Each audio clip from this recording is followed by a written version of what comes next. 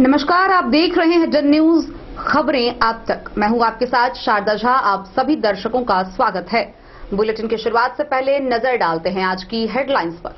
Headlines के प्रायोजक हैं एयरटेल एक्सट्रीम फाइबर और डेन नेटवर्क्स। जिलाधिकारी की अध्यक्षता में शिक्षा विभाग के जिला कार्यकारिणी समिति की समीक्षा बैठक का हुआ आयोजन। मधवापुर चैंबर ऑफ कॉमर्स के व्यापारियों का आंदोलन खत्म करने के लिए पदाधिकारियों के साथ वार्ता विफल। भूख हड़ताल में जुड़े 5 अन्य लोग, आंदोलन हुआ और तेज। हरलाखी के कलना पंचायत भवन के प्रांगण में कचरा प्रबंधन कार्यक्रम का डीडीसी ने किया उद्घाटन।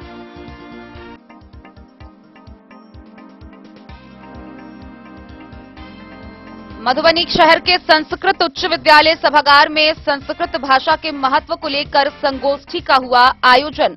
संस्कृत भारती बिहार प्रांत न्यास के संगठन मंत्री डॉक्टर श्रवण कुमार ने किया संबोधित।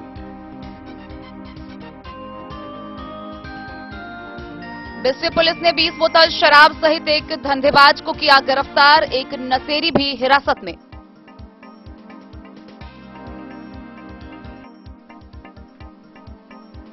प्रशासन आपके द्वार कार्यक्रम के तहत बिस्वी के तीसी नरसाम दक्षिणी पंचायत में लगाया गया कैंप। समस्याओं का हुआ ऑन स्पॉट निष्पादन।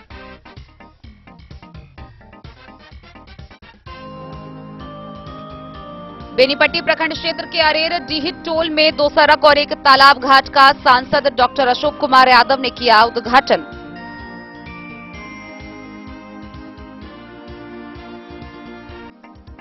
मधेपुर प्रखंड के दयाराम उच्च विद्यालय भेजा परिसर में प्रशासन आपके द्वार कार्यक्रम के तहत लगाया गया शिविर।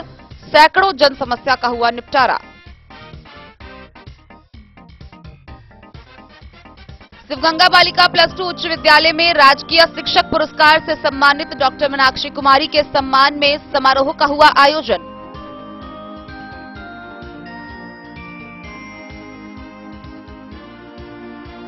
हरलाखी में विधायक सुधांशु शेखर ने महागठबंधन के विभिन्न प्रतिनिधि के साथ संयुक्त रूप से की प्रेस वार्ता।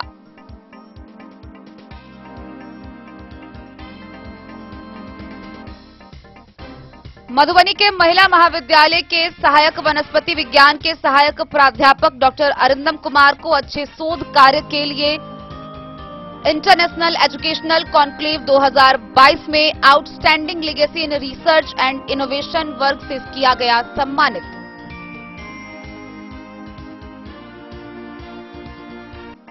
और राजकीय शिक्षक पुरस्कार 2022 से सम्मानित शिवगंगा बालिका +2 उच्च विद्यालय की शिक्षिका डॉक्टर मीनाक्षी कुमारी ने डेन न्यूज से साझा किया अपना सफर।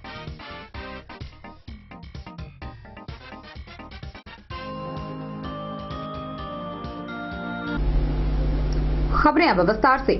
मधुबनी समाहरणालय के सभागार में शिक्षा विभाग के जिला कार्यकारिणी समिति की समीक्षात्मक बैठक का आयोजन हुआ, जिसकी अध्यक्षता मधुबनी के जिला पदाधिकारी अरविंद कुमार वर्मा ने की। इस दौरान उन्होंने 10 से कम विद्यालयों का निरीक्षण करने वाले प्रखंड शिक्षा पदाधिकारी से स्पष्टीकरण पूछने के निर्देश दिए। साथ ही सभी प्रखंड शिक्षा पदाधिकारियों को विभिन्न विद्यालयों से जुड़ी योजनाओं में तेजी लाने का निर्देश दिया।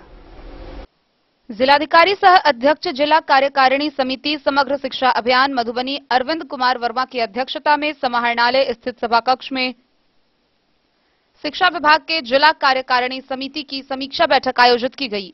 बैठक में जिलाधिकारी द्वारा शिक्षा विभाग की विभिन्न योजनाओं की समीक्षा की गई व कई आवश्यक दिशा निर्देश भी दिए गए। उन्होंने जिले के निजी विद्यालयों में बीपीएल परिवारों से आने वाले बच्चों के 25% नामांकन किए जाने संबंधी सरकारी आदेश के अनुपालन की समीक्षा के क्रम में निर्देश दिया कि इस लोक कल्याणकारी योजना की भलीभांति अनुपालन सुनिश्चित करें। उन्होंने निर्देश दिया कि जिले के सभी निजी विद्यालयों में बीपीएल परिवारों के बच्चों के लिए आरक्षित सीटों की संख्या प्राप्त कर जिला स्तर पर समेकित विज्ञापन जारी किया जाए, जिससे लोगों को जानकारी पहुंचाई जा सके। इस कदम से जिले के अलग अलग क्षेत्रों में संचालित निजी विद्यालयों में बीपीएल परिवारों से आने वाले बच्चों का नामांकन उनके लिए आरक्षित सीटों पर सहजता के साथ सुलभ हो सकेगा। जिलाधिकारी ने अपनी समीक्षा में पाया कि शिक्षा विभाग द्वारा जिले को प्रत्येक वर्ष पर्याप्त राशि आवंटित की जाती है, परंतु इसे पूर्ण रूप से खर्च नहीं किया जा रहा है। उन्होंने इस पर गहरा असंतोष भी व्यक्त किया। उन्होंने कहा कि जिले के विभिन्न हिस्सों में ऐसे विद्यालय हैं जिन्हें भवन की मरम्मति, चहारदीवारी की मरम्मति, स्वच्छ पेयजल, खेल सामग्री एवं अन्य उपकरणों की अत्यंत आवश्यकता है। इसके बावजूद जिले को आवंटित राशि का एक बड़ा हिस्सा व्यय न होने के कारण विभाग को वापस कर दिया जाता है। उन्होंने उपस्थित अधिकारियों से पूछा, एक तरफ पैसे की कमी की बात कहते हैं, फिर पैसा सरेंडर क्यों करते हैं? इसे लापरवाही मानते हुए उन्होंने निर्देश दिया कि प्राप्त आवंटित राशि का पूर्ण उपयोग करें। उन्होंने निर्देश दिया कि पिछले 3 वर्षों के दौरान विभिन्न मदों में प्राप्त आवंटन एवं व्यय की गई राशि का पूर्ण ब्यौरा तैयार कर जिला को प्रतिवेदित की जाए, जिसकी समीक्षा से भविष्य में इसमें सुधार लाया जा सके। जिलाधिकारी ने निर्देश दिया कि जिले के सभी विद्यालय की रंगाई पोताई, शौचालय की साफ सफाई पर ध्यान दे और आवंटित राशि का पूर्ण इस्तेमाल करे। उन्होंने शौचालय की साफ सफाई के लिए पंचायत स्तर पर सभी विद्यालयों को मिलकर स्थानीय स्तर पर सफाई कर्मी से काम लेने के लिए कहा, ताकि विद्यालय में स्वच्छता के वातावरण को साकार किया जा सके। जिलाधिकारी द्वारा जिला शिक्षा पदाधिकारी एवं जिला कार्यक्रम पदाधिकारी सहित सभी प्रखंडों के प्रखंड विकास पदाधिकारी द्वारा विद्यालयों में किए जाने वाले निरीक्षण कार्य की समीक्षा भी की गई। उन्होंने स्पष्ट किया कि विद्यालयों में पठन पाठन के अनुकूल वातावरण तैयार करना जिला प्रशासन की प्राथमिकता में है। ऐसे में विद्यालय निरीक्षण के दौरान बिना किसी उचित आधार के यदि कोई शिक्षक गैर वाजिब रूप से अनुपस्थित पाए जाते हैं तो उनका 10 दिवस का वेतन स्थगित किया जाए। यदि अगली जांच में पुनः उसी प्रकार अनुचित तरीके से उपस्थित पाए जाते हैं तो उनके विरुद्ध कार्रवाई के लिए जिले को प्रतिवेदित किया जाए। उन्होंने सभी विद्यालयों में शिक्षक एवं छात्र छात्राओं की उपस्थिति को सुनिश्चित करने के निर्देश दिए हैं। उन्होंने निर्देश दिया कि विद्यालय अनुश्रवण के दौरान मध्याह्न भोजन पंजी में अंकित बच्चों की उपस्थिति का अध्ययन किया जाए। यदि ऐसा प्रतीत है कि वर्तमान दिवस और विगत दिनों की छात्र उपस्थिति में अप्रत्याशित रूप से अंतर है तो संबंधित प्राध्यापक से इस संबंध में स्पष्टीकरण पूछा जाए। उन्होंने कस्तूरबा गांधी आवासीय बालिका विद्यालयों की स्थिति की समीक्षा करते हुए सभी कस्तूरबा गांधी बालिका विद्यालयों में छात्राओं के 100% नामांकन के ओर विभागीय दिशा निर्देश के आलोक में प्रतिनियुक्ति किए जाने के निर्देश दिए हैं। Bureau report, Madhubani. बीते 11 सितंबर को मधवापुर एसएसबी द्वारा प्याज लदा ट्रक जब्त करने के मामले के बाद व्यापारियों द्वारा आंदोलन और तेज होता जा रहा है। गौरतलब है कि मंगलवार की रात चैंबर ऑफ कॉमर्स के व्यापारियों का पदाधिकारियों से वार्ता होना था, जो विफल रहा और अब इस आंदोलन में 5 अन्य लोग जुड़ गए हैं, जिसके बाद से कुल 6 लोग भूख हड़ताल पर बैठे हुए हैं। 11 सितंबर को हुई इस वारदात के बाद 12 सितंबर से धरना और विरोध प्रदर्शन के साथ आंदोलन शुरू हुआ। 13 सितंबर से आंदोलन के समर्थन में भूख हड़ताल शुरू हुआ और 14 सितंबर को इस भूख हड़ताल में 5 अन्य लोग शामिल हो गए। चैंबर ऑफ कॉमर्स मधवापुर के व्यापारियों के आंदोलन खत्म करने के लिए पदाधिकारियों के साथ मंगलवार की रात हुई वार्ता विफल हो गई। उसके बाद अगले दिन बुधवार से 5 नए लोग भूख हड़ताल में शामिल होकर आंदोलन को तेज कर दिया। अब तक अनशनकारियों की कुल संख्या 6 हो गई। पीतांबर मिश्र, रविंद्र कुमार, विनय कुमार पूर्वे, सुरेंद्र कुमार और महेश प्रसाद सहित 5 नए अनशनकारियों के साथ कुछ व्यापारी बीएसएनएल टावर के पास आंदोलन पर बैठे हैं। वहीं दूसरी ओर अनशनकारी जिला पार्षद लक्ष्मी कुमारी के साथ व्यवसायियों का दूसरा समूह प्रखंड कार्यालय परिसर में पहले से संघर्षरत है। आंदोलनकारी व्यापारियों के प्रतिनिधि मंडल के साथ एसएसबी जयनगर बटालियन के अधिकारी और बीडीओ की वार्ता मधवापुर एसएसबी कैंप में हुई थी। पदाधिकारियों का कहना था कि कुछ मांगे जो मानने लायक है उसकी ही मंजूरी मिलेगी। उधर व्यापारियों का कहना था कि उनकी सारी मांगे तत्काल प्रभाव से मानी जाए। गौरतलब है कि बाजार बंद होने के चौथे दिन और आंदोलन शुरू होने के तीसरे दिन बुधवार को फिर से वार्ता का कार्यक्रम प्रस्तावित था, वह शुरू नहीं हो पाया था। बीते 11 सितंबर की शाम प्याज लदा ट्रक जब्त होने के बाद व्यापारियों ने मधवापुर बाजार बंद कर दिया। 12 सितंबर से धरना और विरोध प्रदर्शन कर आंदोलन शुरू कर दिया। 13 सितंबर से भूख हड़ताल शुरू हुई। 14 सितंबर को 5 लोगों को जुड़ने के बाद भूख हड़तालियों की संख्या बढ़कर 6 हो गई। लखिंदर सिंह हाय हाय हाय हाय हाय लखिंदर सिंह हाय हाय हाय हाय हाय व्यवसायी एकता जिंदाबाद। मधवापुर से शत्रुमर्दन कुमार की रिपोर्ट। हड़ाखी प्रखंड के कलना पंचायत भवन के प्रांगण में कचरा प्रबंधन कार्यक्रम का शुभारंभ हुआ, जिसका उद्घाटन डीडीसी, बीडीओ व बीपीआरओ एवं मुखिया ने संयुक्त रूप से दीप प्रज्वलित कर किया। गौरतलब है कि यह कार्यक्रम लोहिया स्वच्छ बिहार अभियान फेज 2 के तहत किया जा रहा है, जो कि सभी पंचायत में आयोजित किया जाएगा। इस कार्यक्रम के तहत लोगों को स्वच्छता के प्रति जागरूक किया जा रहा है। हरलाखी प्रखंड के कलना पंचायत भवन के प्रांगण में कचरा प्रबंधन कार्यक्रम का उद्घाटन DDC doctor Rajeshwar Prasad, BDO Krishna Murari, BPRO Amit Akshay Mishra एवं मुखिया रमेश मिश्र ने संयुक्त रूप से दीप प्रज्वलित कर किया।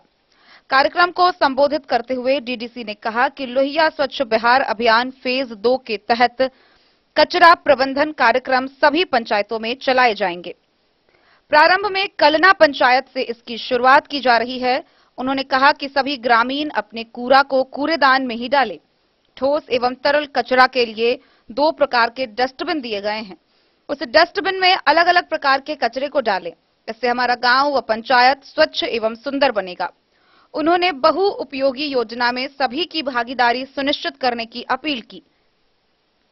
इसके उपरांत लाभार्थियों के बीच डस्टबिन का वितरण किया गया तथा पैदल रिक्शा ठेला को कचरा संग्रह के लिए हरी झंडी दिखाकर रवाना किया गया। वहीं बीडीओ ने लोगों से इस योजना को सफल बनाने की अपील करते हुए कहा कि कचरा फैलने के कारण हम लोगों को कई प्रकार की बीमारियों का सामना करना पड़ता है। वहीं प्रखंड पंचायती राज पदाधिकारी ने कहा कि सरकार की बहु उपयोगी योजना का मुख्य उद्देश्य है कि हमारा गांव स्वच्छ, सुंदर एवं समृद्ध बने तथा संक्रामक बीमारी का फैलाव नहीं हो सके।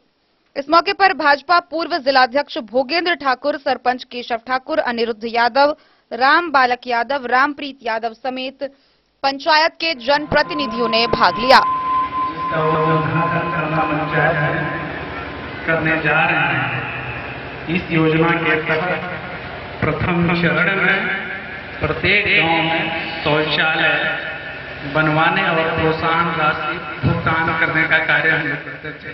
हरलाखी से संजय राउत की रिपोर्ट।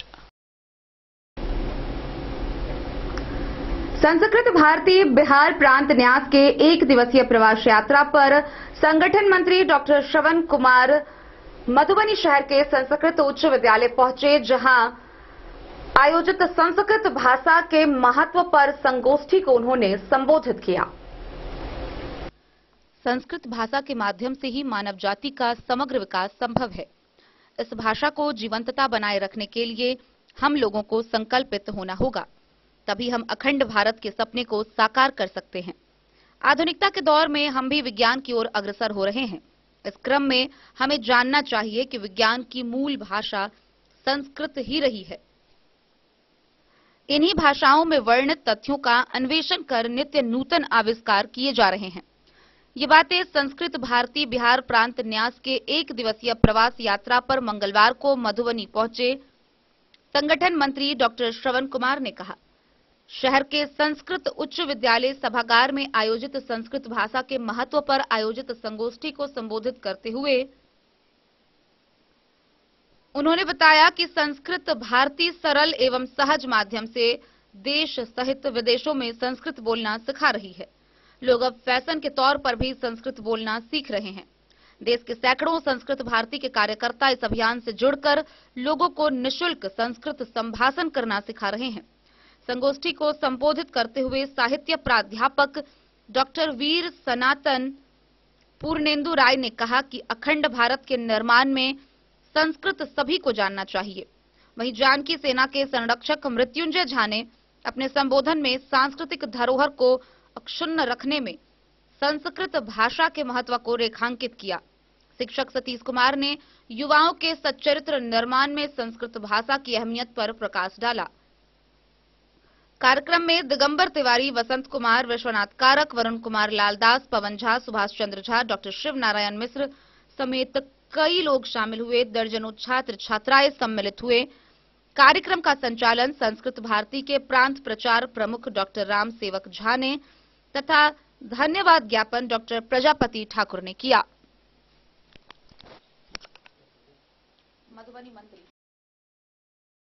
मधुबनी से फिरोज आलम की रिपोर्ट। बिस्फी थाना की पुलिस ने गुप्त सूचना के आधार पर रघौली गांव में छापेमारी कर 20 बोतल शराब के साथ एक तस्कर को गिरफ्तार किया। वहीं दूसरी जगह से एक नशेड़ी को भी गिरफ्तार किया गया है, जिसे आगे की कार्रवाई के लिए न्यायिक हिरासत में भेज दिया गया है। गुप्त सूचना के आधार पर बिस्फी पुलिस ने थाना क्षेत्र के रघौली गांव में छापेमारी कर 20 बोतल नेपाली शराब के साथ एक धंधेबाज को गिरफ्तार किया। गिरफ्तार शराब धंधेबाज की पहचान रघौली गांव निवासी मुकेश ठाकुर के रूप में हुई है। थानाध्यक्ष ने बताया कि गिरफ्तार शराब धंधेबाज के विरुद्ध मद्य निषेध उत्पाद अधिनियम के तहत प्राथमिकी दर्ज कर न्यायिक हिरासत में भेज दिया गया है। वहीं दूसरी ओर रात्रि गश्ती बिस्फी पुलिस ने थाना क्षेत्र के बलहा घाट के समीप एक नशेड़ी को पकड़ लिया। पकड़े गए नशेड़ी दरभंगा जिला के केवटी थाना क्षेत्र के बिलखवाड़ा गांव निवासी मोहम्मद जीसान अली के रूप में हुई है। थानाध्यक्ष ने बताया कि नशेड़ी को मेडिकल जांच के उपरांत न्यायिक हिरासत में भेज दिया गया है। मौके पर एसआई सुभाष सिंह, एएसआई सुरेश चौधरी सहित कई पुलिसकर्मी मौजूद थे। बिस्फी से सत्यनारायण यादव की रिपोर्ट। खबरों का सिलसिला जारी रहेगा। जल्द ही लौटेंगे एक छोटे से ब्रेक के बाद। आप बने रहिए हमारे साथ। स्कूल मधुबनी सीबीएसई पाठ्यक्रम के अनुसार वर्ग केजी से 12वीं तक की शिक्षा। सत्र 2022-23 वर्ग केजी से 9वीं और 11वीं तक के छात्र छात्राओं का नामांकन प्रारंभ है। पोल स्टार स्कूल, जहां है डिजिटल स्मार्ट क्लासरूम, परिवहन की उत्तम व्यवस्था, लाइब्रेरी, कंप्यूटर और साइंस लैबोरेटरी, जूनियर क्लास के लिए स्मार्ट प्ले रूम, सभी विषय के विशेषज्ञ शिक्षक, खेल व तंदुरुस्ती के लिए प्लेग्राउंड और हॉस्टल की सुविधा। शिक्षा के क्षेत्र में विभिन्न राजकीय व राष्ट्रीय पुरस्कार से सम्मानित पोल स्टार स्कूल, सभी आधुनिक सुविधाओं से लैस शिक्षा को समर्पित विद्यालय, साइंस, कॉमर्स और ह्यूमैनिटीज के लिए बेस्ट फैकल्टी टीचर्स। अपने बच्चों को अच्छी शिक्षा दें और उनके सुंदर भविष्य का निर्माण करें। सत्र 2022-23 में नामांकन प्रारंभ है, तो देर ना करें। अधिक जानकारी के लिए विद्यालय आएं। हमारा पता है पोल स्टार स्कूल, जीवत चौक, सप्ताह, मधुबनी। ये दुनिया का चमकता सितारा झाड़ीलाल। शादी ब्याह हो या तीज त्योहार, हर मौके के लिए हमारे पास है खास किस्म की साड़ियाँ। जरदोजी कामदार साड़ियों से लेकर डिजाइनर साड़ियों की एक से बढ़कर एक वैरायटीज। हर कलर व पैटर्न की साड़ियों का खजाना झाड़ीलाल। इतना ही नहीं, अच्छी क्वालिटी व नामी कंपनियों के शर्ट पैंट के कपड़े भी हमारे यहाँ उपलब्ध हैं। कुर्ता पैजामा का कपड़ा हो या शर्ट पैंट का कपड़ा या फिर डिजाइनर सलवार सूट की हो डिमांड, हम करते हैं पूरी आपकी हर मांग। अगर आप अपनी पर्सनैलिटी में लगाना चाहते हैं चार चांद, तो एक बार सेवा का मौका अवश्य दें। झाड़ीलाल, हमारा पता है बड़ा बाजार एवं महिला कॉलेज रोड, मधुबनी। बेहतरीन साड़ियों एवं रेडीमेड कपड़ों का अनूठा संगम, बॉम्बे फैशन। शादी हो या कोई त्योहार, हर तरह के खास आयोजन में आपको पसंद आएंगी यहाँ की डिजाइनर, कामदार एवं बेहतरीन साड़ियाँ। यानी अगर आप चाहते हैं सभी प्रकार की कामदार, फैंसी, बनारसी, प्योर सिल्क, सूती साड़ियाँ, सलवार सूट और लहंगा चुन्नी, तो सोचने की जरूरत नहीं, आए बॉम्बे फैशन। हम रखते हैं आपकी पसंद का ख्याल। शर्टिंग, सूटिंग एवं ब्रांडेड रेडीमेड कपड़े भी मिलेंगे आपको उचित मूल्य पर। यही नहीं, बच्चों के कपड़े बाजार से कम कीमत पर यानी होलसेल रेट पर प्राप्त करें। पता याद रखें, बॉम्बे फैशन, महिला कॉलेज रोड, मधु। होटल गोकुल राज।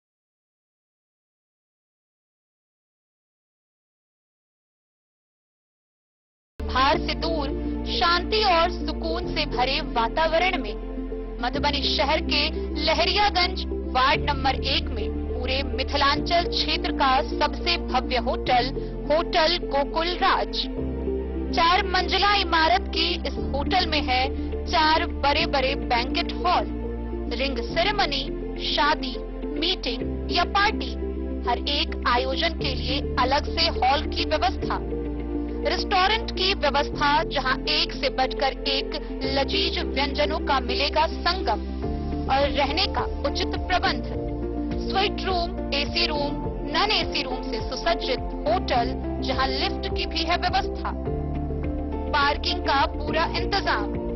तो आइए और जिंदगी में खुशियों से भरी यादें शामिल करिए। होटल गोकुल राज मधुबनी में आप लोगों का स्वागत है। होटल गोकुल राज, लहरियागंज, वार्ड नंबर 1, मधुबनी। कारक कलर्स, मेसर्स विश्वनाथ कारक, लोहापट्टी, मधुबनी।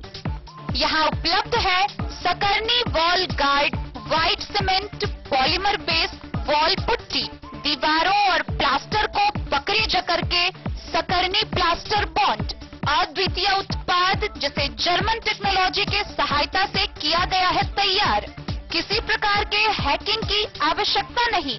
सतह के साथ डुअल बॉन्डिंग, ज्यादा कवरेज, प्रयोग के बाद रंगीन होने के कारण प्रयोग किए हुए सतह का पता चलता है। पानी और नमी को रोकने की क्षमता रखता है। समय कम लगता है, यानी पैसे की बचत। कंस्ट्रक्शन स्ट्रक्चर को कोई नुकसान नहीं।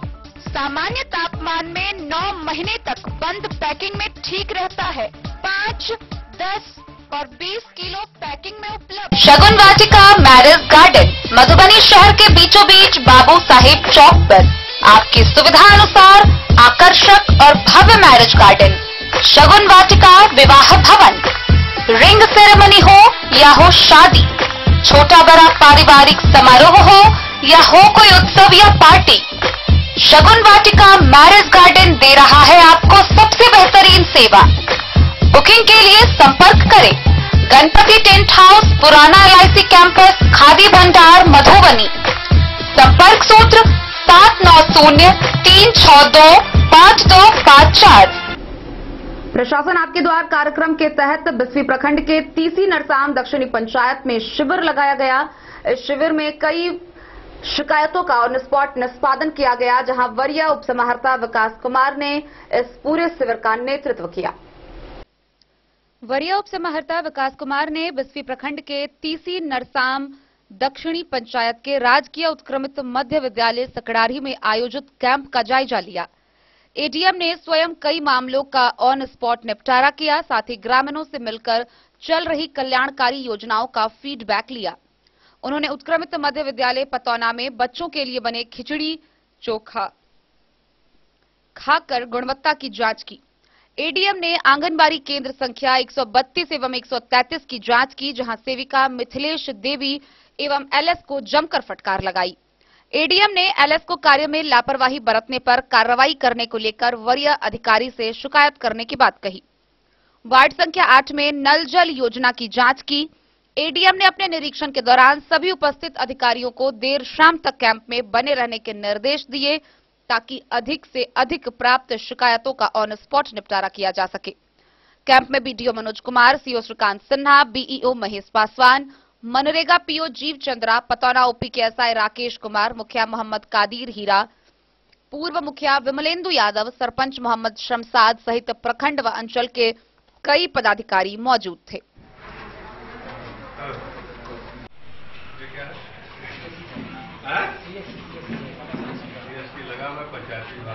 पंचायती का कहाँ है? क्या कर रहे हो? जी नहीं। बिस्फी से सत्यनारायण यादव की रिपोर्ट।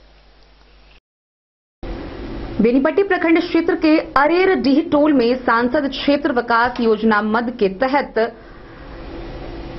सांसद डॉक्टर अशोक कुमार यादव ने 2 सड़क और 1 तालाब घाट का उद्घाटन किया।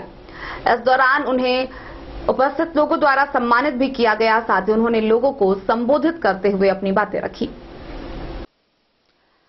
बेनीपट्टी प्रखंड क्षेत्र के अरेर डिहटोल में सांसद क्षेत्र विकास योजना मद के तहत 14,74,000 रुपए की लागत से अमर प्रदीप झा के घर से रघुनाथ झा के घर तक और 5,25,000 रुपए की लागत से गोविंद झा के घर से रघुनाथ झा के घर तक निर्मित पीसीसी सड़क एवं सीएम क्षेत्र विकास योजना के तहत विशनपुर गांव में कन्हैया खवास नामक तालाब किनारे 5,57,000 रुपए की लागत से निर्मित तालाब घाट का सांसद डॉक्टर अशोक कुमार यादव ने उद्घाटन किया।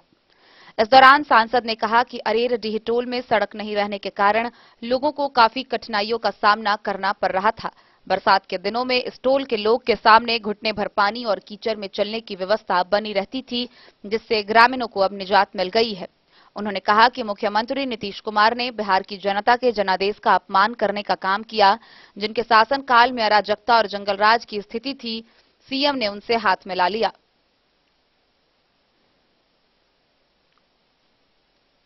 विधान परिषद सदस्य घनश्याम ठाकुर ने कहा कि तालाब घाट के निर्माण होने से आसपास के लोगों को तालाब में स्नान करने, कपड़ा साफ करने और छठ जैसे पर्व को मनाने में सहूलियत होगी।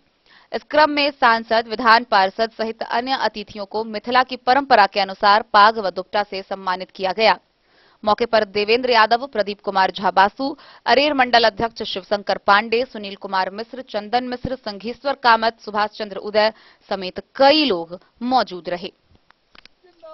जिंदाबाद जिंदाबाद यादव जिंदाबाद जिंदाबाद जिंदाबाद मोदी जिंदाबाद जिंदाबाद जिंदाबाद मोदी जिंदाबाद जिंदाबाद जिंदाबाद भारतीय जनता पार्टी जिंदाबाद जिंदाबाद जिंदाबाद। पचा पचा घूम करे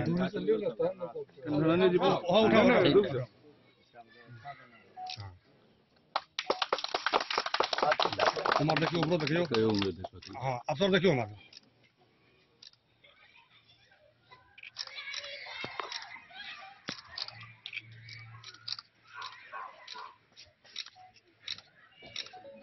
चलो विकास का काम कर रहे थे और सुशासन करा रहे थे। लेकिन विगत कुछ महीनों में आपको देखने को मिला होगा, जिस दिन गठबंधन टूटा और नीतीश जी उस अराजक शासन वाले के साथ हाथ मिला दिया, उसी दिन से अपराधियों का यहाँ आगाज शुरू हो गया। पटना में जो टोयोटा का शोरूम है उस पर हमला किया गया, पैसा लुटा गया, उसकी हत्या की गई और आए दिन लगता है कि अब यहाँ कोई कानून का राज नहीं है, बिल्कुल अराजक राज है। जिसको जो मन होता है अपराधी खुले तौर पर घूम रहे। यहाँ तक कि अब ऐसी घटना घट गई है कि पुलिस थाने में घुस के अब पुलिस वालों को भी पिटाई करते हैं। अगर उसका उदाहरण देने लगे तो इतने ही दिनों में हमको लगता है कि सैकड़ों घटनाएं घट गई है। अभी आपने उन्हें देखा होगा, आप लोगों को चैनल के माध्यम से ही मैंने देखा कि बेगूसराय में जो घटना घटी है बिल्कुल निंदनीय घटना है। एक अपराधी कई थाना क्रॉस करता है और कई लोगों को गोली मारता है और वो अपराधी पकड़ा नहीं जाता है और अपराधी फरार है। नीतीश कुमार जी जो बोलते हैं, उनसे जब पूछा गया कि यह जंगल राज है तो उन्होंने कहा यह जनता का राज है। क्या जनता का राज यही होता है कि अपराधी सरेआम घूमे, सरेआम लोगों को गोली मारे? इस तरह की घटना बढ़ती जा रही है। अब लगता नहीं है कि बिहार में कोई विकास होने वाला है। चारों तरफ आप देखेंगे कहीं सड़क का जो पहले से सड़क निर्मित है, किसी सड़क का मरम्मत। अरेर मंडल में डीह टोल में सांसद ऐच्छिक कोष से निर्मित सड़क का उद्घाटन किया गया है और इसके बाद भी बिशनपुर में एक घाट का उद्घाटन करना है। उसके बाद विभिन्न पंचायत गांव में जनसंपर्क का काम भी है, जनता दर्शन का काम भी है। भारतीय जनता पार्टी के जो कार्यकर्ता होते हैं, जनप्रतिनिधि के साथ साथ एक सामाजिक कार्यकर्ता भी होता है। यह कार्यकर्ता भी एक पॉलिटिकल कार्यकर्ता के साथ साथ एक सामाजिक कार्यकर्ता भी होता है।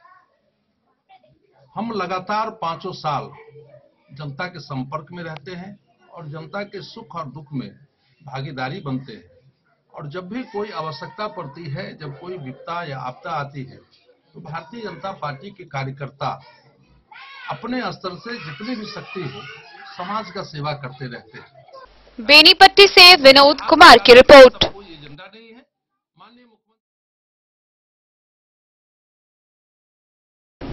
मधेपुर प्रखंड के दयाराम उच्च विद्यालय भेजा के परिसर में प्रशासन आपके द्वार कार्यक्रम के तहत कैंप लगाया गया।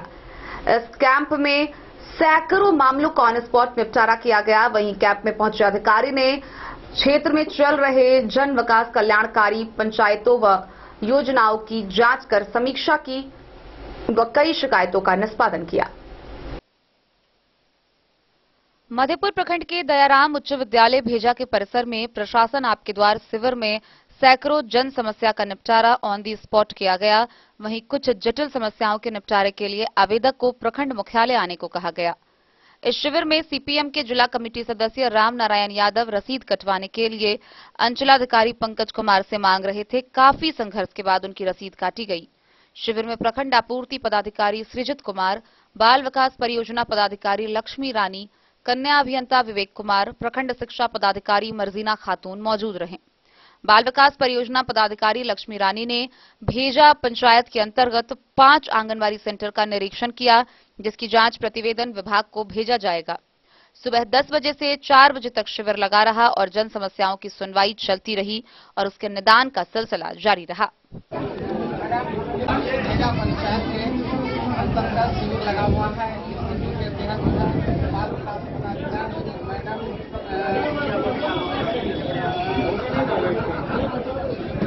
के द्वारा जो है पंचायत के आंगनबाड़ी सेंटरों का विजिट किया गया है। वो बताएंगे कि सेंटर से क्या पाएगा। किस सेंटर का आपके द्वारा विजिट किया गया?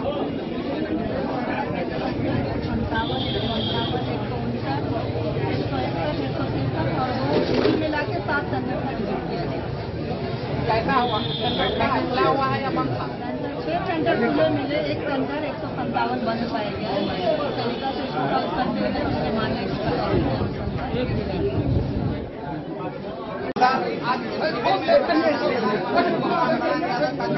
मेरा रसीद नहीं कर रहा, क्या करना है आपका?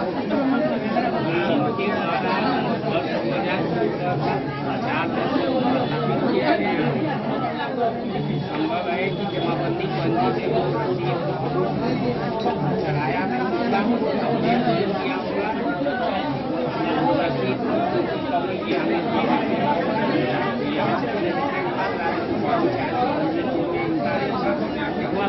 देगा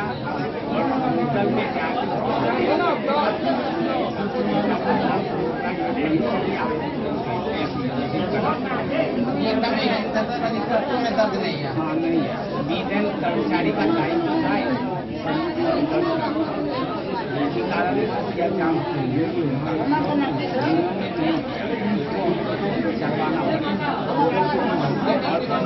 करते हैं तो हो जाएगा।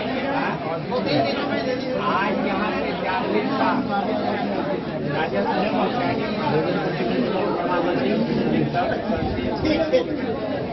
ऑनलाइन और पोर्टल पर अपडेट करवा देंगे।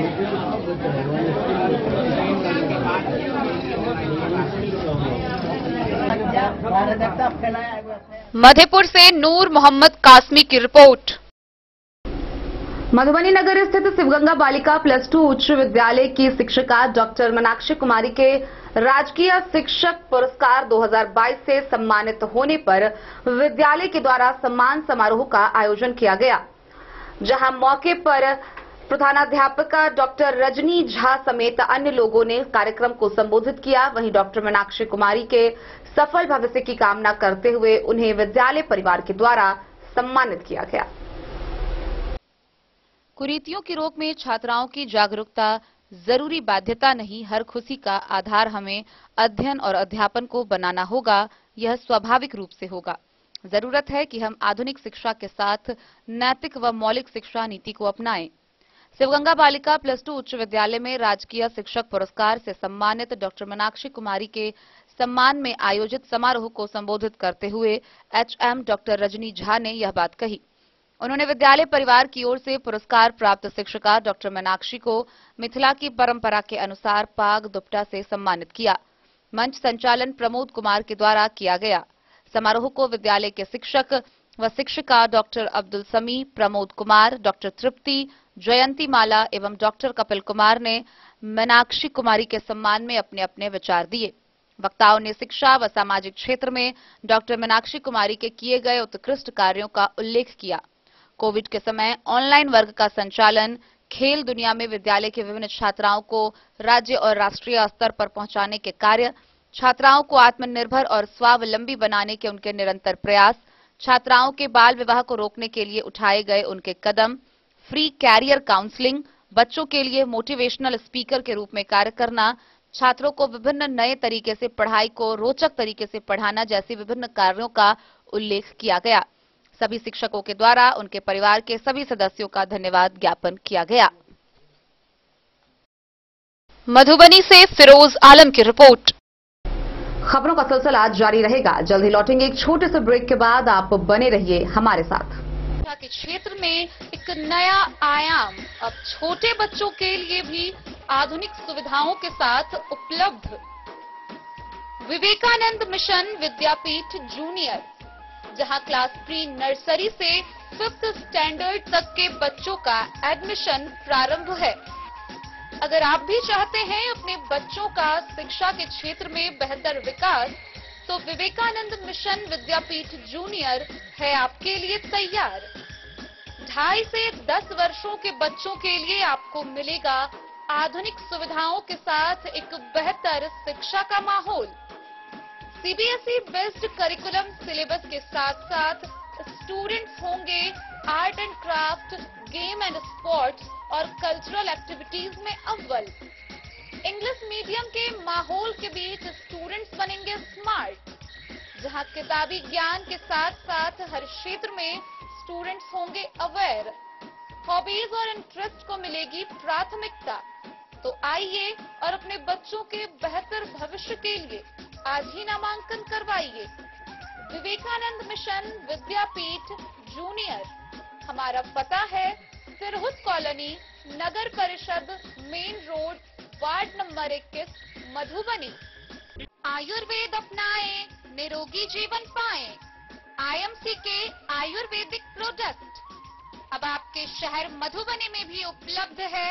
स्वस्थ और निरोगी जीवन के लिए स्वदेशी आयुर्वेदिक प्रोडक्ट। वर्षों से करोड़ों ग्राहक का विश्वसनीय आईएमसी लेकर आया है आपके लाभ और सुविधा के लिए विभिन्न आयुर्वेदिक औषधि। कब्ज हो या पेट दर्द, बालों का झरना हो या वजन का घटना, डायबिटीज की समस्या हो या फिर परेशान कर रहा हो लो या हाई ब्लड प्रेशर, जोड़ों के दर्द से लेकर आंखों की रोशनी बढ़ाने में कारगर है विभिन्न औषधि। साइड इफेक्ट की चिंता नहीं, स्वस्थ जीवन की पूरी गारंटी। IMC Ayurvedic product. तो करोड़ों भारतीयों के विश्वास को आप भी अपनाएं और जीवन को।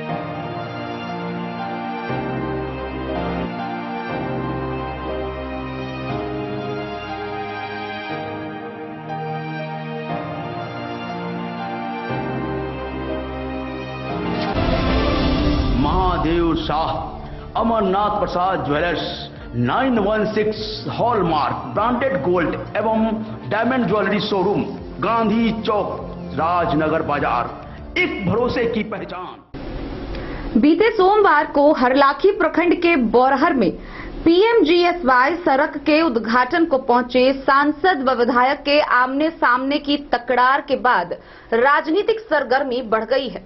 वहीं इसी के मद्देनजर हरलाखी के विधायक सुधांशु शेखर ने उमगांव स्थित किसान भवन में महागठबंधन में शामिल सभी जनप्रतिनिधियों के साथ प्रेस वार्ता की।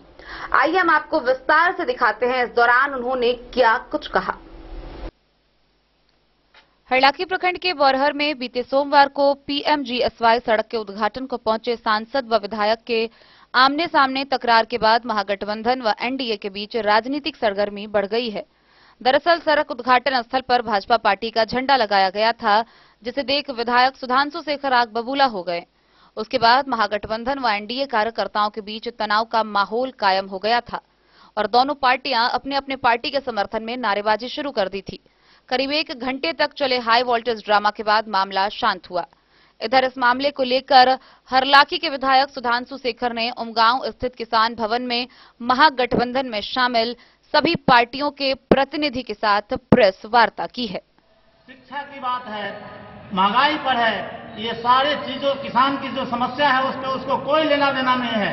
लेकिन ये जो महागठबंधन बिहार में बनी है, माननीय नीतीश कुमार, तेजस्वी यादव और भारतीय कम्युनिस्ट पार्टी, भारतीय मार्क्सवादी कम्युनिस्ट पार्टी और कांग्रेस, तमाम लोगों को मैं दिल से हार्दिक अभिनंदन और बधाई देता हूं कि आपने जो महागठबंधन बनाया है, निश्चित तौर पे 2024 में पूरे बिहार से एक किसी भी पार्टी का झंडा पोस्टर नहीं रहता है।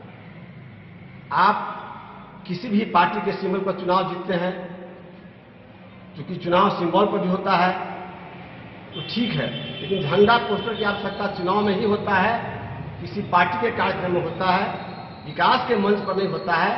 इसीलिए यहाँ के सांसद जो हमारे श्री अशोक कुमार यादव जी हैं, उनके द्वारा या हमारे विधायक के द्वारा जो विकास का मंच था, वहाँ सड़क का उद्घाटन करना था, इसमें झंडा का, पार्टी का झंडा पोस्टर बने नहीं लगाना चाहिए। मैं इस प्रेस कॉन्फ्रेंस के माध्यम से इसका मैं निंदा करता हूं, मैं इसका विरोध करता हूं। और जब से गठबंधन की सरकार बिहार में बनी है, तब से भाजपा के लोग हैं आक्रोश में, घबराहट में।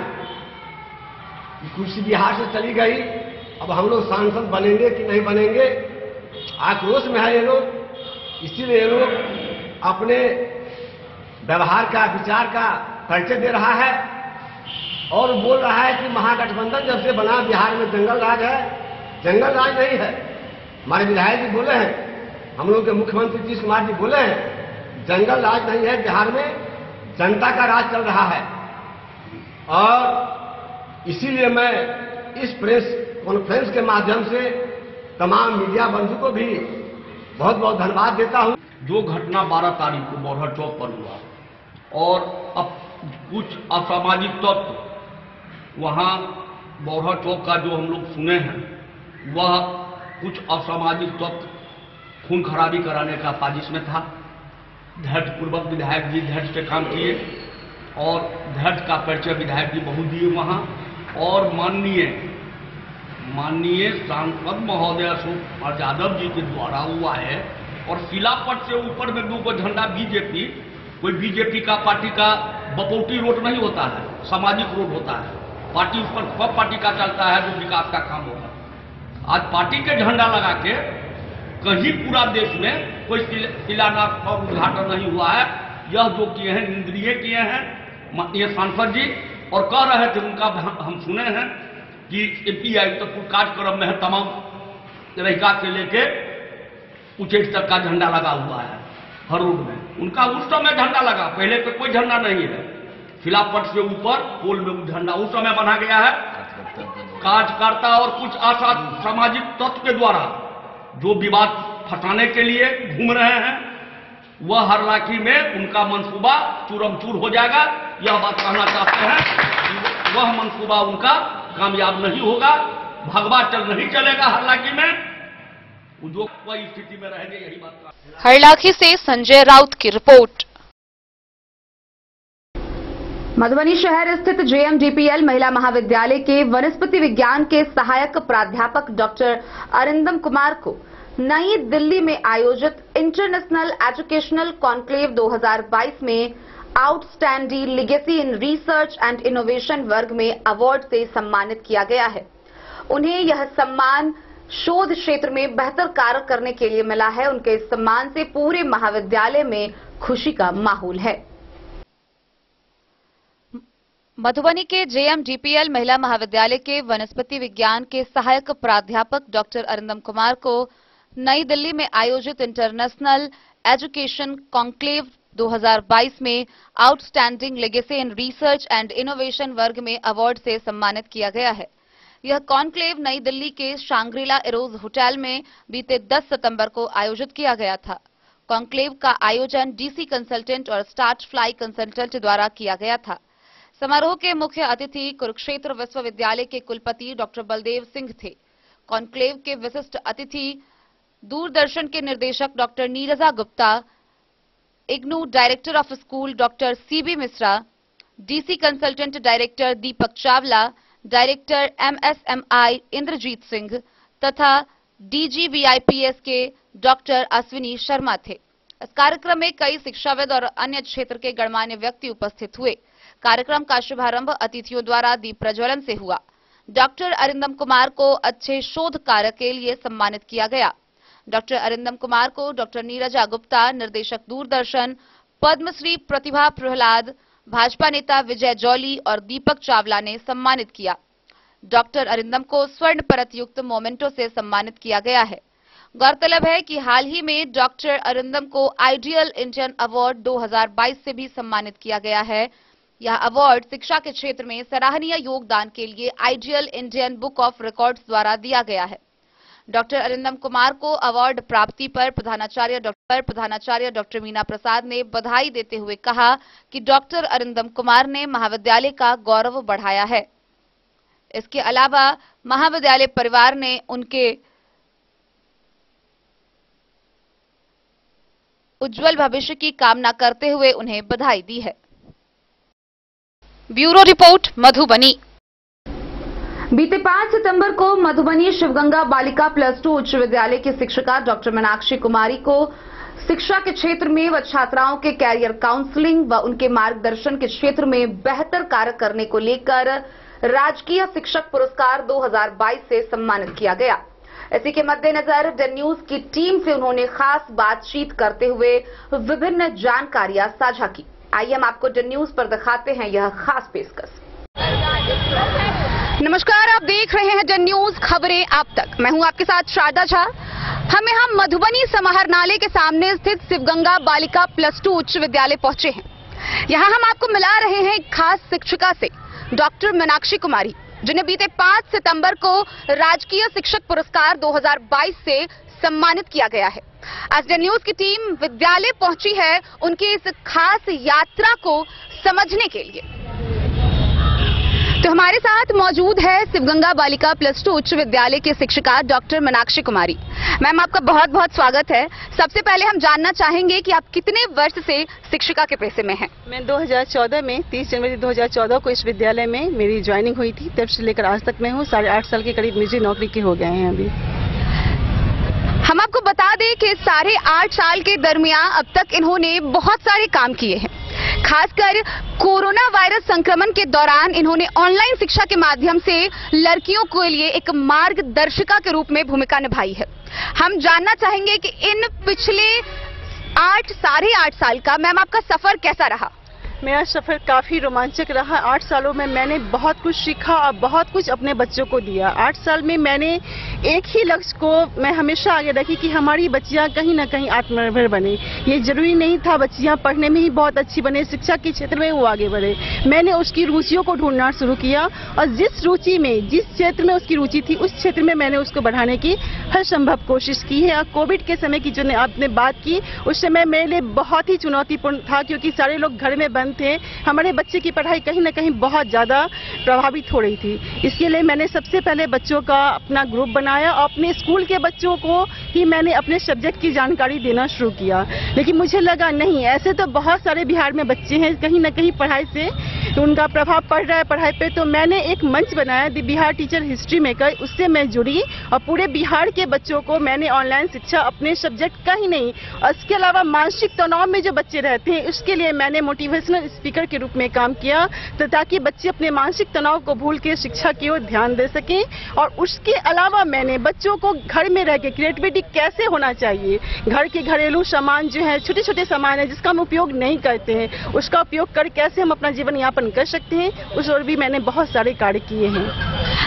मैम, हम जानना चाहेंगे कि सरकारी विद्यालय की जो बच्चियां होती हैं वो डिजिटली ज्यादा जुड़ी नहीं होती है, उन्हें ज्यादा समझ नहीं होती है, तो ऐसे परिस्थिति में कोरोना के वक्त में जब आपने बच्चों के साथ आप जुड़ी तो आपको कितनी चुनौतियों का सामना करना पड़ा? इसके लिए मुझे बहुत ही सारी चुनौतियों का सामना पड़ा, क्योंकि परिस्थिति में कोरोना के वक्त में जब आपने बच्चों के साथ आप जुड़ी तो आपको कितनी चुनौतियों का सामना करना पड़ा? इसके लिए मुझे बहुत ही सारी चुनौतियों का सामना पड़ा, क्योंकि जब मैं ऑनलाइन क्लासेस लेना चाह रही थी तो बच्चे के घर में मोबाइल नहीं थे, बहुत कम बच्चे थे जिसके घर में मोबाइल थे। मैंने जो बच्चे मोबाइल थे उनको मैंने पहले फोन के द्वारा बताया कि मैं आपको लिंक भेजूंगी, आपको किस तरह से पढ़ाई करनी है, और आपके आसपास जो बच्चे हैं तो कहा कि नहीं उनके पास तो मोबाइल नहीं है, ये शिक्षा मैं कैसे दे सकती हूँ। तो मैंने उसके लिए ऑफलाइन वीडियोज भी बनाना शुरू किया, मैंने नोट्स बनाया। जिन बच्चों के घर में एंड्रॉयड मोबाइल नहीं था और जिन बच्चों के घर में मोबाइल था, मैंने उन बच्चों को कहा कि आप अगर आपके आसपास के बच्चे हैं तो उसके द्वारा आप अपने घर पे बुला के, या आप पड़ोस में, ऐसा नहीं था कि उस समय बिल्कुल ऐसा नहीं था जो आस पास जा सकते थे, मैंने वीडियोज के मामले में भी ऑफलाइन पढ़ा के भी मैंने उन लोगों का मार्गदर्शन किया ताकि उनकी पढ़ाई निश्चित रूप से जारी रहे। और यही है कि हमारा रिजल्ट भी हमारे विद्यालय का बहुत ही अच्छा रहा कोरोना के बावजूद भी। बहुत बहुत मैम आपको मुबारक कि आपके विद्यालय का रिजल्ट इतना अच्छा रहा। कोरोना जैसे समय में जहां सरकारी विद्यालय की बच्चियां विशेषतः इन सभी चीजों से अनजान थी, वैसे समय में एक सरकारी विद्यालय की शिक्षिका होकर ऊपर उठना, बच्चों को ऑनलाइन और ऑफलाइन माध्यम से जोड़ना, ये अपने आप में बहुत बड़ी बात है, ये अपने आप में एक बहुत बड़ी चुनौती है। तो सबसे पहले तो हम आपको शुक्रिया कहना चाहेंगे कि आपने इस चुनौती को पार किया। मैम, हमने जितना आपके बारे में पता किया है तो इस दरमियान मुझे जितना पता चला है तो आपने कई सारी बच्चियों का बाल विवाह भी रुकवाया है बिना उस बच्चियों के नाम बाहर आए हुए। तो इस क्षेत्र में आपने कैसे काम किया? इस क्षेत्र में शुरू में जब मैं विद्यालय आई तो देखा कि बहुत सारी बच्चियां ऐसी हैं जो स्कूल आने के बाद देखते उसकी शादी हो जाती है। बच्चियों से मैंने पूछा कि आप शादी के लिए तैयार थी? तो नहीं, बहुत सारी परेशानियां थी। मैंने एक तरह से मुहिम ही चला दिया, खुलेआम मैं हर क्लास में बच्चों को बोलती रही कि आप लोग के क्षेत्र में अगर आस पड़ोस में भी आपके किसी के घर में बाल विवाह की बात हो रही है या आपके घर में बाल विवाह की बात हो रही है तो अपनी संकोच आके हमसे कहें। और वो बच्चियां शुरू में तो बहुत सारी लड़कियां जिनका हो रहा वो नहीं बताया कि मेरी मम्मी पापा हमको मारेंगे, लेकिन आस पड़ोस की बच्चियां बोली। मैं उनके घरों तक गई और उनको प्रॉमिस की कि आपका नाम बाहर नहीं आएगा, लेकिन आप बच्चों का बाल विवाह क्यों कराना चाहते। हाल में ही अभी 5 सितंबर को जिस दिन मुझे मिल रहा था अवार्ड, उस समय भी मुझे कॉल आया था, मैंने उसका वीडियो भी वायरल किया है कि बच्चियां बोली मैं मैम पढ़ना चाहती हूँ लेकिन मेरी मम्मी शादी करना चाहती है।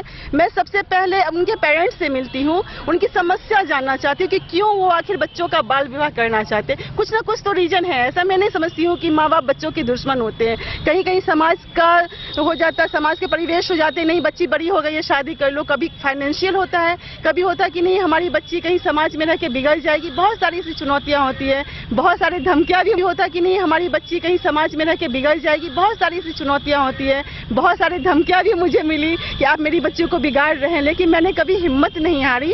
अभी तक में मैंने 25 से ज्यादा बच्चों का बाल विवाह रोका है। मुझे इसकी खुशी है कि आज वो सारी बच्चियां कहीं ना कहीं अपने पांव पे खड़ी हैं। उनके मम्मी पापा आज मुझे बोलते हैं कि मैडम वो आपकी ही बेटी है। तो मुझे सबसे बड़ी सफलता उसकी ही मिलती है, जो ये मेरा सपना था कि बच्चियों के बाल विवाह को मैं रोकूं, इसके लिए मैं हर संभव कोशिश करती हूँ। जैसा कि आप जानते हैं कि ये विद्यालय बालिका विद्यालय है और यहाँ 9वीं से 12वीं तक की पढ़ाई चलती है और यहाँ बहुत सारी ऐसी बच्चियां आती हैं, छात्राएं आती है जिनकी कम उम्र में ही बालिग होने से पहले ही विवाह तय हो जाता है। और इस परिवेश में होकर बाल विवाह को रोकना अपने आप में एक बहुत बड़ा चुनौतीपूर्ण काम है। और इन चीजों से बाहर निकलकर जिस तरीके से शिक्षिका डॉक्टर मीनाक्षी कुमारी बाहर आई हैं, ये वाकई काबिले तारीफ है। इन सब के बावजूद एक मार्गदर्शिका के रूप में, एक कैरियर काउंसलिंग के रूप में, हाँ मैम हमने जितना पता किया है आप एक कैरियर काउंसलिंग के रूप में भी कार्य कर रही हैं, तो उसमें आपका क्या योगदान है, आप किस तरीके से कार्य कर रही हैं? मैं बच्चों के कैरियर को लेकर मैं पहले ही बताई कि जब मैं विद्यालय में आई थी मेरे पापा का नहीं था कि शिक्षक लेने जाऊं, लेकिन मैं बचपन से ही ये देख रही थी कि लड़कियां कहीं ना कहीं शोषित हो रही हैं और वो शोषण तब तक बंद नहीं होगा जब तक वो आत्मनिर्भर नहीं बनेंगी। मैंने इसी कारण इस क्षेत्र को चुना, चूंकि ये क्षेत्र ऐसा है क्योंकि बच्चियां, चूंकि गर्ल्स स्कूल है, यहाँ बच्चियां आती हैं। मैं आपको पहले भी बता चुकी हूँ कि हर बच्ची पढ़ने में अच्छी नहीं हो सकती, इसका मतलब वो ये नहीं है कि वो आत्मनिर्भर नहीं बन सकती है। मैंने बच्चियों के अंदर की रुचि को देखा और उस रुचि को कौन सा सब्जेक्ट लेकर वो आगे पढ़ सकती है उसको मैंने गाइडलाइन करना शुरू किया। मैं बिहार की मधुबनी जिले की भी कैरियर पोर्टल की मैं मास्टर ट्रेनर हूँ और अपने स्कूल के बच्चे ही नहीं, बिहार के भी बच्चे मुझे कैरियर संबंधी बहुत सारी जानकारियाँ लेते हैं कि किस सब्जेक्ट को पढ़ने से हमें कहाँ कहाँ सफलता मिल सकती है,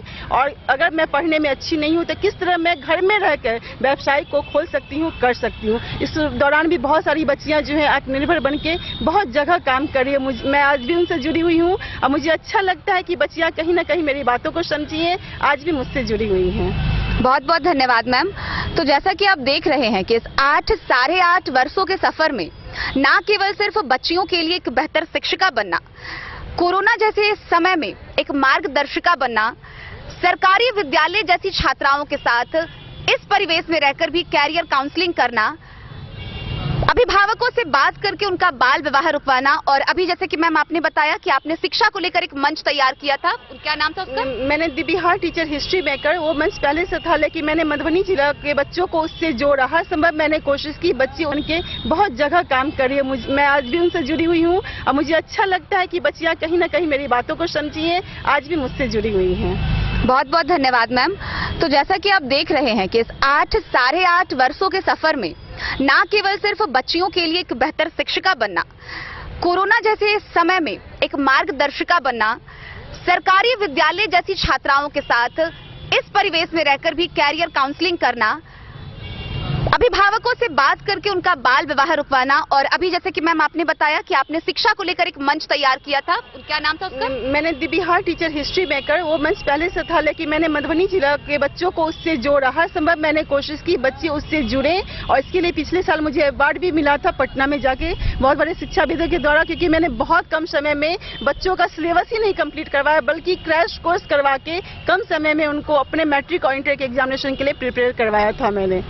ये बहुत बड़ी बात है कि कोरोना जैसे समय में जहां शिक्षा को लेकर इतनी चुनौतियां थी, उस जगह पे मैट्रिक और इंटर जैसे सिलेबस को कम समय में पूरा करवाना वाकई आप सम्मान की हकदार है। और इन सभी सफर को देखते हुए इस वर्ष 5 सितंबर 2022 को राजकीय शिक्षक पुरस्कार 2022 से इन्हें सम्मानित किया गया है।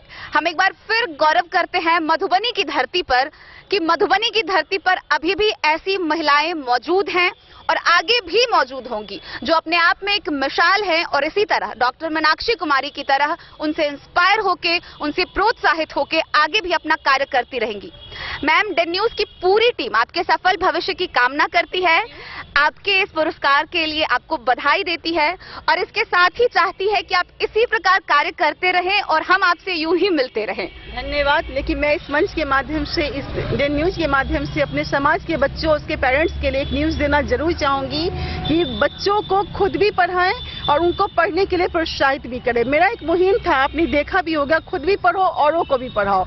ये मेरा मुहिम इसलिए है कि सरकारी स्कूल में कहीं ना कहीं गरीब परिवार के बच्चे होते हैं, वो पढ़ना चाहते हैं लेकिन उनका आर्थिक स्थिति ऐसी नहीं होती है जो अपने मेडिकल इंजीनियरिंग, बहुत सारे ऐसे क्षेत्र हैं जिनकी पढ़ाई कर सके। मैंने इस क्षेत्र में भी ढेर सारे काम किए हैं। जो बच्चे मेडिकल की तैयारी कर रहे थे हमारे स्कूल के, मुझे जानकारी थी, और जो बच्चे के पास बुक नहीं है, मैंने उनके घर इंडिविजुअल जाके उनके पेरेंट्स से बात की, उन बच्चों को मदद करवाई। इसलिए मैं सारे बच्चों से यही कहना चाहूंगी कि आप जहाँ कहीं भी हो, अपनी शिक्षा को अपने तक ही न रखें, औरों में भी बांटें। शिक्षा कभी बांटने से कम नहीं होती है, जितना आप उसे बांटेंगे उतना ही आपका बढ़ेगा। आप निश्चित रूप से एक सामाजिक प्राणी के रूप में उभर कर आएंगे। बहुत बहुत धन्यवाद। अब देख रहे हैं डेन न्यूज, शारदा झा के साथ कैमरामैन सोनू मंडल, मधुबनी। तो आज के इस बुलेटिन में फिलहाल इतना ही। कल फिर हाजिर होंगे नए खबरों के साथ। तब तक दीजिए पूरी टीम को इजाजत और मधुबनी की हर छोटी बड़ी खबरों के लिए देखते रहिए डेन न्यूज, खबरें आप तक। नमस्कार।